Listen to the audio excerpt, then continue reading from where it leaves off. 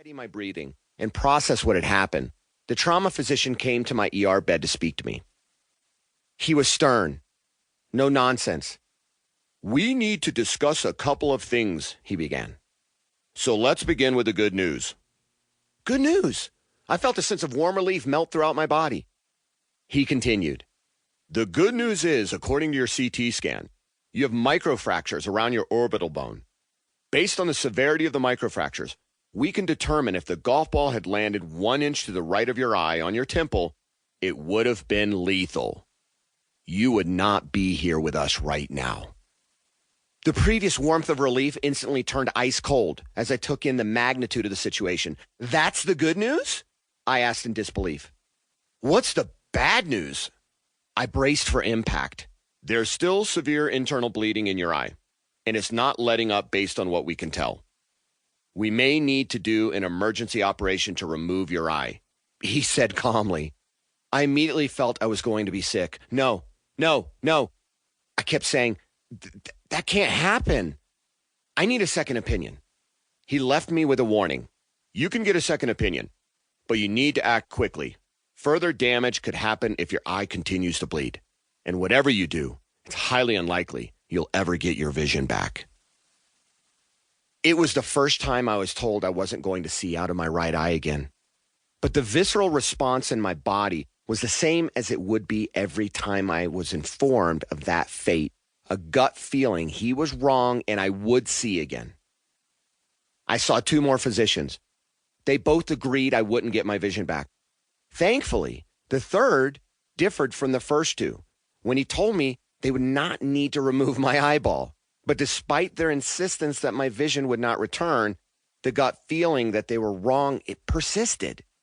I understand some would call it denial, because the fact of the matter was I was hit and seriously injured by a golf ball and was facing the genuine threat of never seeing out of that eye again. But my belief was something more profound. The strength of my belief that my vision would one day return was equivalent to the strength of my knowledge that the sun would come up tomorrow.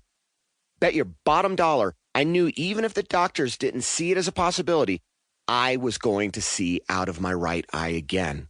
And I'd do anything I could to bring that belief to reality. Re-envisioning. "Listen, Doc, I at least want to give this a shot," I told my new physician.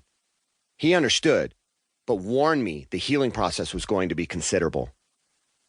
For one, I wasn't going to be able to move my head at all. Any further movement could impact the already fragile state of my right eye. And I wasn't going to be able to use my left eye for sight. Yes, my left eye. The eyes move in tandem, so relying on my left eye would inadvertently cause my right eye to move as well.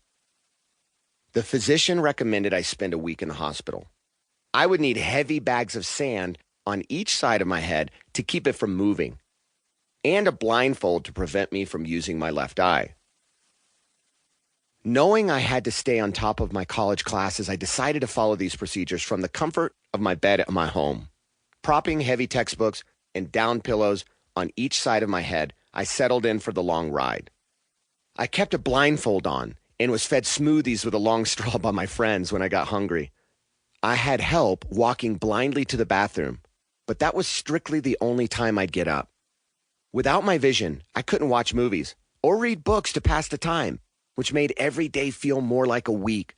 So I'd put on audiobooks, music, and play movies I'd seen before, like Top Gun, and mentally imagine what was happening on the screen based on my memory.